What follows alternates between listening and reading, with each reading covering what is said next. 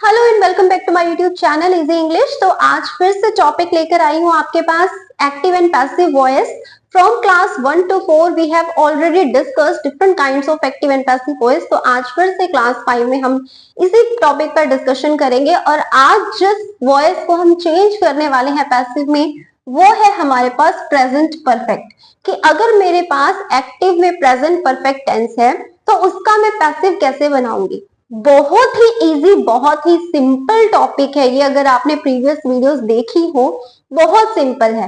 Condition है कि आप स्टार्टिंग से लेके एंड तक वीडियो को अगर पूरा देखोगे तो ऐसा हो ही नहीं सकता कि आपको चीजें क्लियर ना हो। तो चलिए without wasting any time start करते हैं।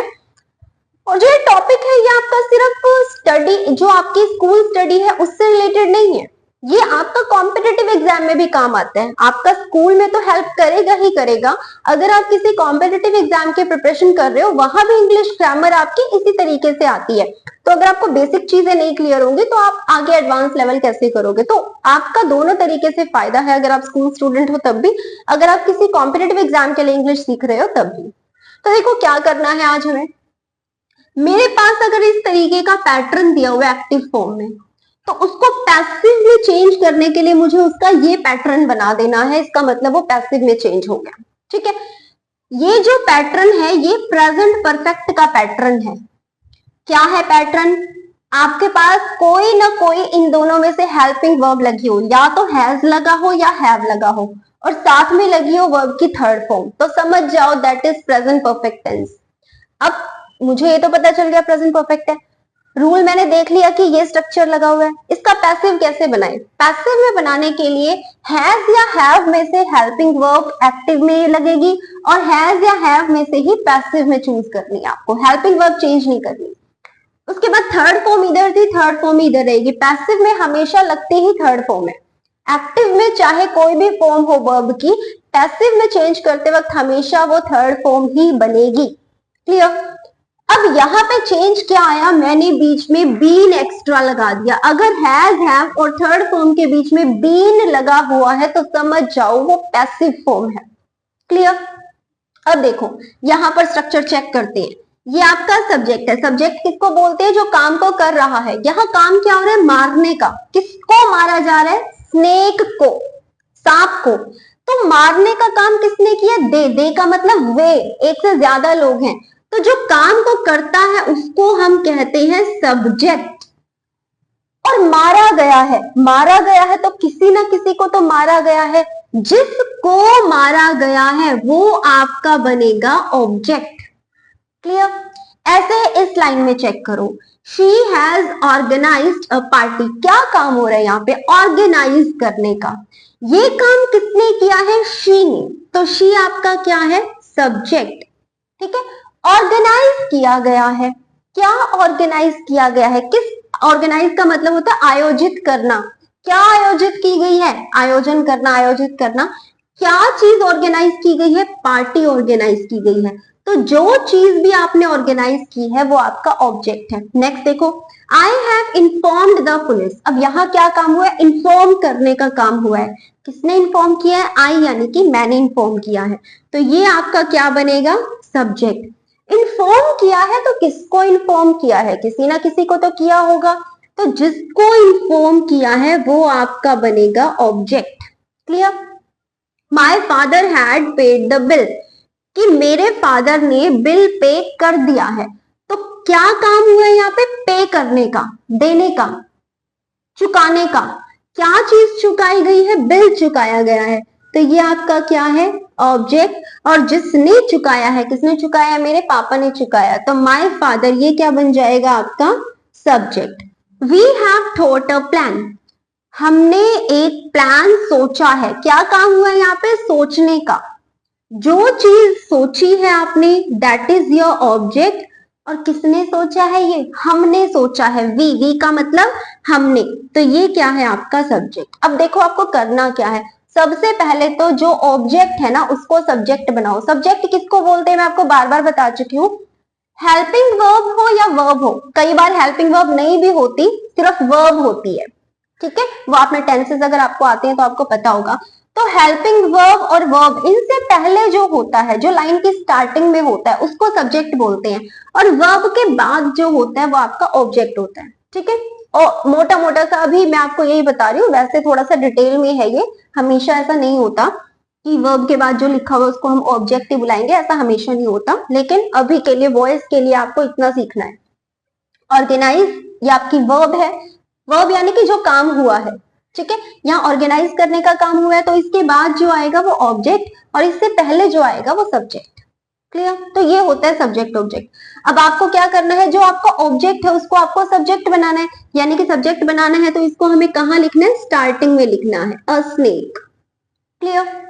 फिर आपको क्या करना है, जैसे ही आपका ऑब्जेक्ट सब्जेक्ट में चेंज हो गया, आपको ये पूरा का पूरा जो स्ट्रक्चर है एज इट इज कॉपी करना है।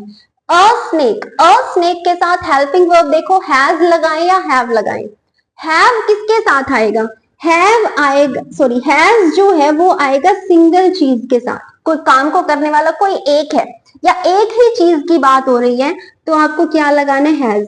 अगर एक से ज्यादा, जिसको हम बोलते हैं प्लूरल, अगर एक से ज्यादा चीजें हैं तो आपको हैव लगाना है। अब यहाँ पे बस एक चीज और याद रखनी है कि प्लूरल यानी कि एक से ज्यादा है तब भी, और आई है तब भी हैव आएगा। क्लियर? हैव जो है इसमें थोड़ा सा चेंज है कि प्लूरल एक से ज्यादा के लिए हैव लगेगा। ठीक है, और जो आई है ना, ये ढीठ है बड़ा है, तो ये एक आई में कितने लोग आते हैं काम को करने वाला। आई का मतलब क्या होता है, मैं अकेली ही तो हूँ, 10-12 थोड़ी ना लोग हैं मेरे साथ। तो आई जो है काम को करने वाला एक ही है, लेकिन ये फिर भी अपने साथ हैव को लेके चलता है। ठीक है, अदरवाइज अगर इस आई को छोड़ दे तो अगर काम को करने वाला एक होगा तो हैज, एक से ज्यादा होंगे तो हैव। ठीक, अब अ स्नेक क्या है, एक ही स्नेक है, तो इसके साथ क्या आएगा, हैज आएगा। हैज के बाद आपको लगाना है बीन, बीन के बाद थर्ड फॉर्म। ठीक है, यहां भी थर्ड फॉर्म है, वहां भी थर्ड फॉर्म, हैज हैव के बाद यहां भी थर्ड फॉर्म है, तो हैव के बाद जो ये लिखी हुई है वर्ब की थर्ड फॉर्म, वर्ब क्या होता है, जो काम हो रहा है। ठीक है, तो काम क्या हो रहा है यहाँ पे, किल करने का, मारने का, तो किल की third form killed. Third form के बाद आपको बाय लगाना है। ठीक है, बी बाय बाय। ठीक है, ये याद रखना है, थर्ड फॉर्म के बाद आपको बाय लगाना ही लगाना है। उसके बाद आपको क्या करना है, ये जो सब्जेक्ट है ना, इसका ऑब्जेक्ट बना दो, यानी कि इसको लास्ट में लिख दो। तो दे जब ऑब्जेक्ट में आता है ना, तो वो दे नहीं रहता, वो देम बन जाता है। क्लियर? दे जब ऑब्जेक्ट में आता है तो वो दे नहीं रहता, वो क्या बन जाता है, देम बन जाता है। क्लियर? नेक्स्ट देखो, she has organised a party, यहां भी आपका जो ऑब्जेक्ट है उसको आप क्या बनाओगे, सब्जेक्ट, तो ये बन गया अ पार्टी। अब अ पार्टी के साथ हैज हैव में से फिर से क्या आएगा, हैज। उसके बाद फिर been, after that third form, इधर भी थर्ड फॉर्म ही है, ऑर्गेनाइज की थर्ड फॉर्म क्या होती है, ऑर्गेनाइज्ड। ठीक है, तो क्या आ जाएगा यहाँ पर, ऑर्गेनाइज्ड।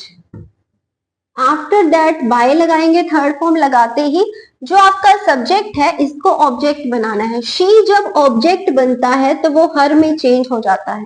क्लियर? उल्टा भी हो सकता है, अगर हर सब्जेक्ट बनेगा तो वो शी में चेंज हो जाएगा। क्लियर?